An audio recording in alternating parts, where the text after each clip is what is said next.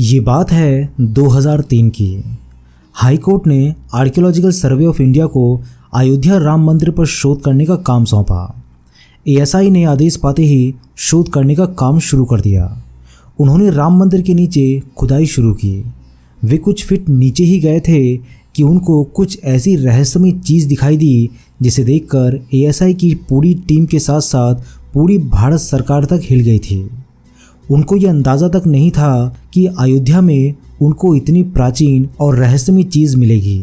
दोस्तों, आपको जानकर ये आश्चर्य होगा कि 2020 में भी अयोध्या राम मंदिर बनने के लिए जब ज़मीन के नीचे जांच की गई तब भी वैज्ञानिकों को कुछ ऐसी चीज़ दिखाई दी जिसे देखकर राम मंदिर का काम रोकना पड़ गया था।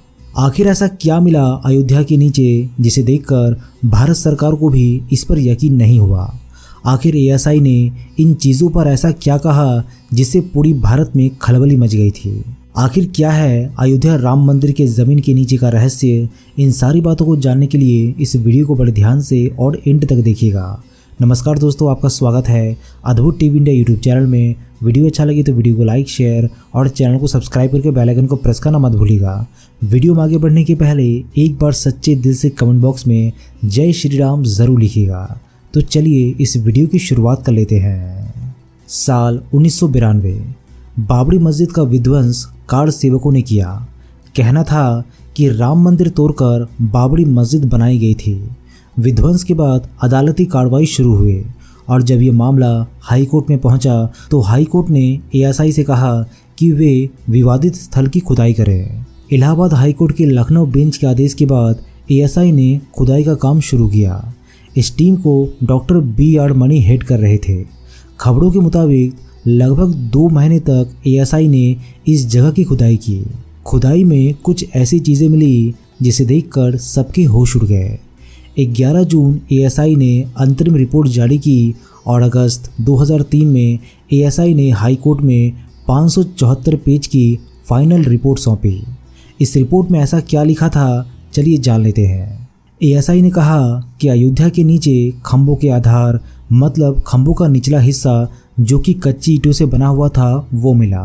खुदाई में सभी खंभे एक कतार में मिले थे, एक दूसरे से लगभग 3.5 मीटर दूरी पर। 1993 में एक पेपर में दावा किया गया था कि सभी खंभे अलग अलग कालों के हैं, सभी किसी एक समय के नहीं बनाए गए हैं, सभी एक साथ अवस्थित नहीं थे और सभी खंभे नहीं थे बल्कि कुछ दीवारों के अवशेष भी थे।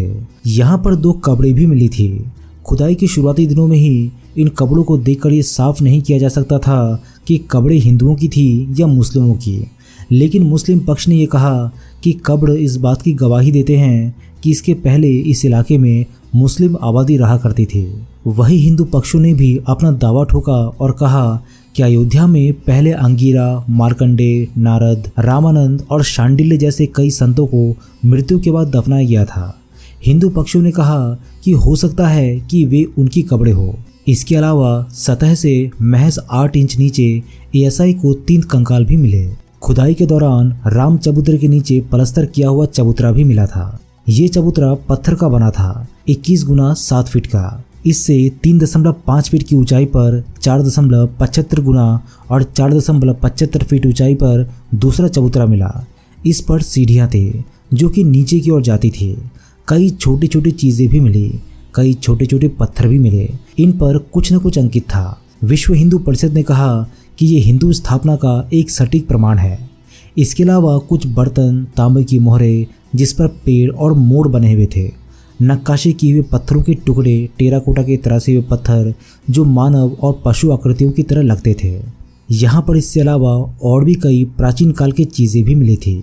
2019 में राम जन्मभूमि का मसला सुलझने के बाद यहाँ राम मंदिर बनने का काम शुरू हुआ।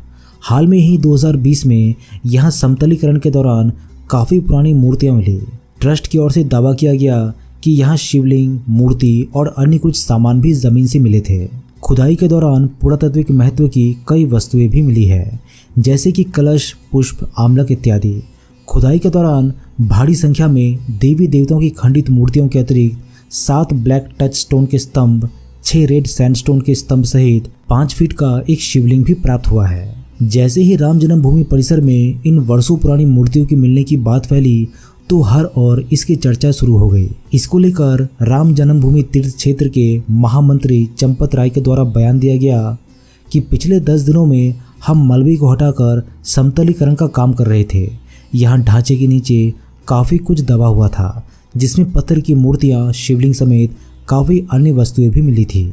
दोस्तों, आपको जानकर ये आश्चर्य होगा कि राम जन्मभूमि के नीचे सरयू का स्रोत भी मिला था, जिसे देखकर मंदिर निर्माण का कार्य कुछ समय के लिए स्थगित भी कर दिया गया था। यहाँ पर इतनी सारी प्राचीन वस्तुएं और इतने सारे प्रमाण मिले हैं, जिसे देखकर ये शक नहीं किया जा सकता यहाँ पर प्राचीन काल से ही भगवान राम का वास था। दोस्तों, आप सभी का क्या कहना है इसके बारे में हमें कमेंट बॉक्स के माध्यम से ज़रूर लिखिएगा।